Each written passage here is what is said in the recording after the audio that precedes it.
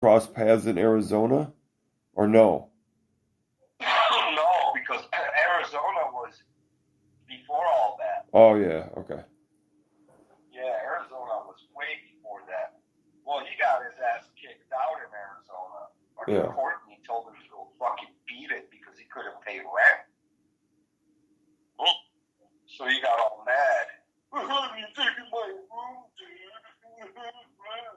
I'm like, motherfucker, you're not paying rent. Get the fuck out of here.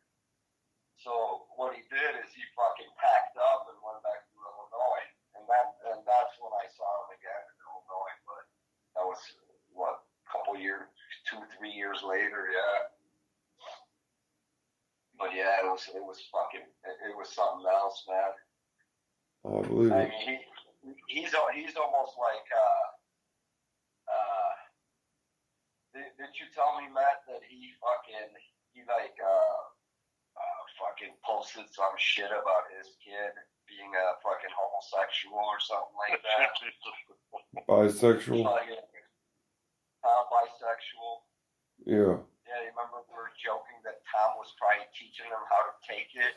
Oh, for the love of goodness sakes. All right. Let's circle back to having a fucking plot line of some kind of this shit. Now we're just getting off into character assassinations and shit. Hold up. Well, someone's been showing them something, yeah. I don't think kids just come up with it on their own. Oh, fucking... You can Google and YouTube everything in the world. Yeah. Oh, yeah, but, you know, fucking... There's usually a real influence. A real influence. Holy shit. This has nothing to do with Scooby whatsoever. No, but it's in the same kind of force line. Sure, apples to oranges, why not? 1 plus 1 makes 3. All right. Listen, fucking, what the fuck?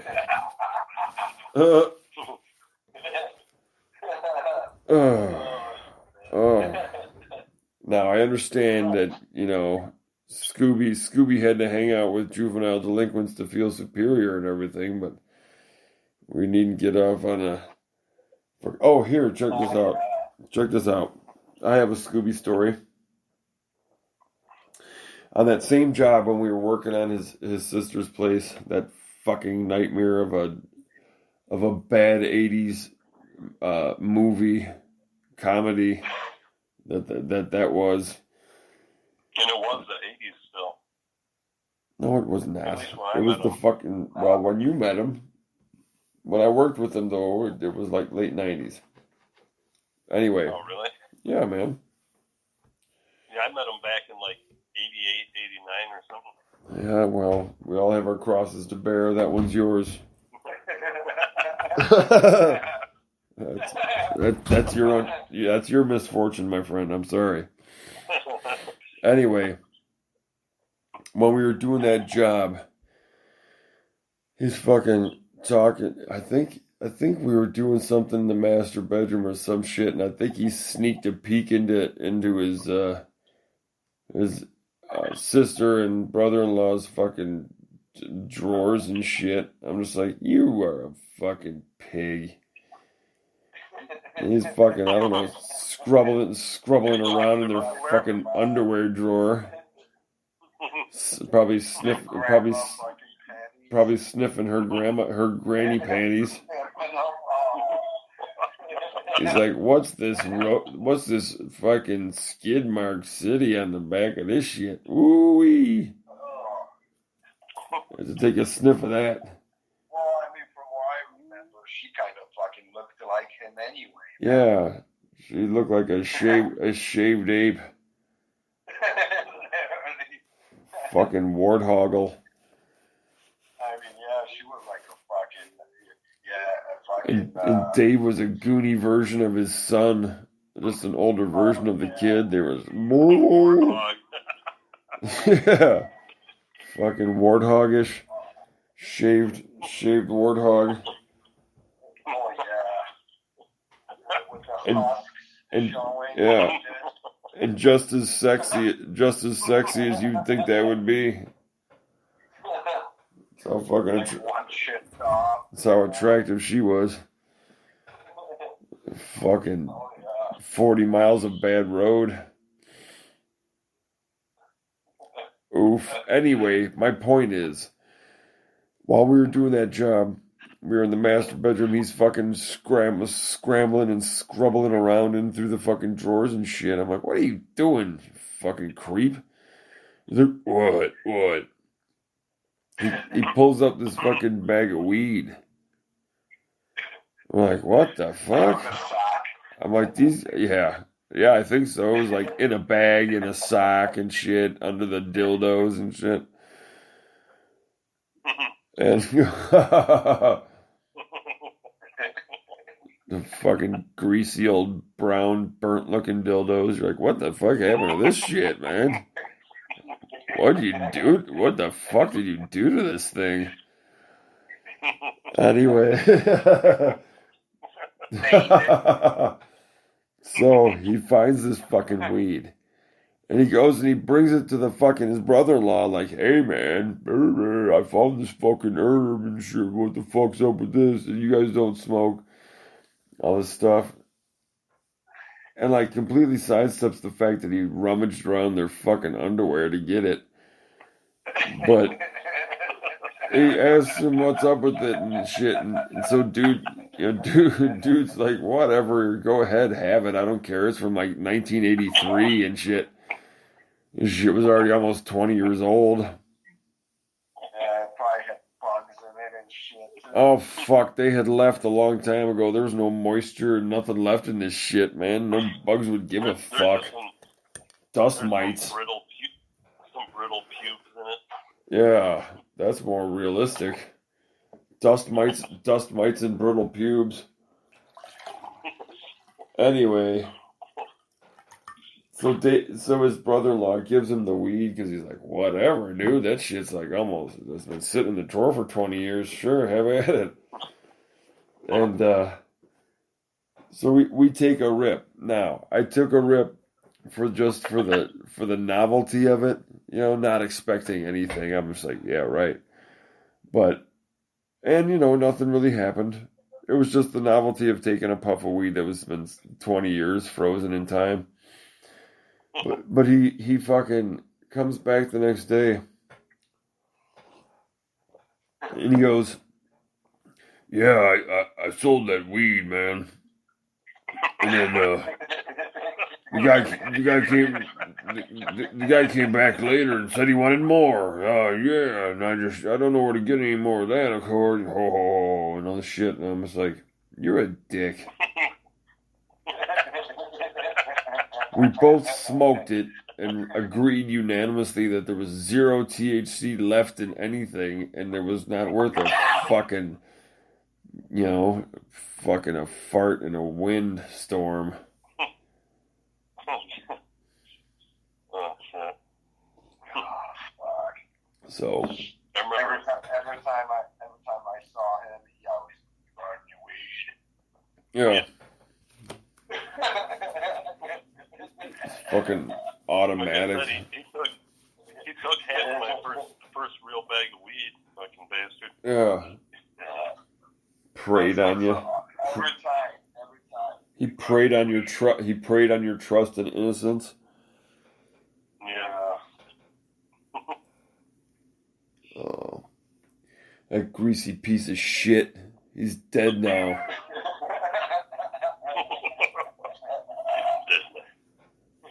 Oh, I was gonna say, him and well, I'll identify him as Western. I'll just call him Western. He and fucking Western got into this fucking one of the stupidest goddamn arguments I have ever seen.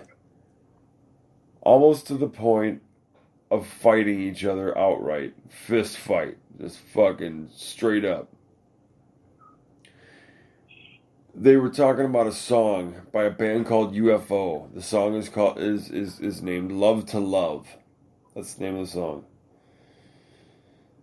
And Scooby was convinced that it was about a motorcycle that one of the guys in the band had stolen from him or some shit, and then he wrote this almost like love song to the motorcycle. Oh, because in one of the lines it says misty green and blue, love to love you.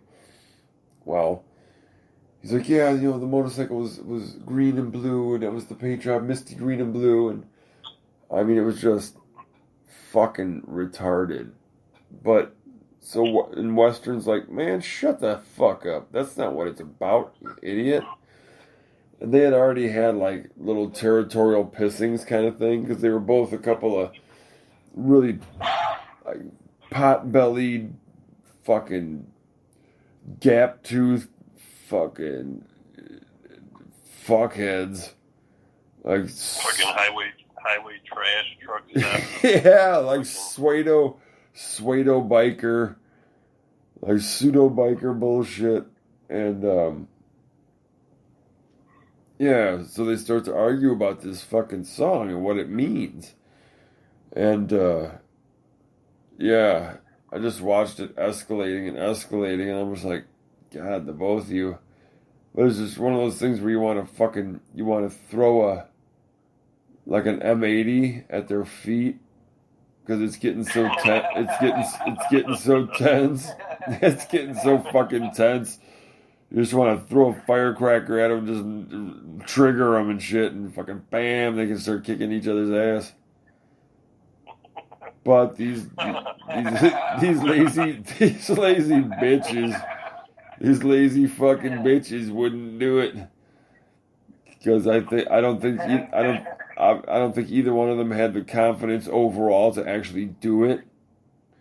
Yeah, it's like two girls in this skirt. Yeah, they're like, we'll probably fuck each other up really good, and nobody will come out the winner, and it'll just suck, and we'll just have our asses kicked and shit, and be like, and nothing really was proven, or fucking nothing happened, and it was lame.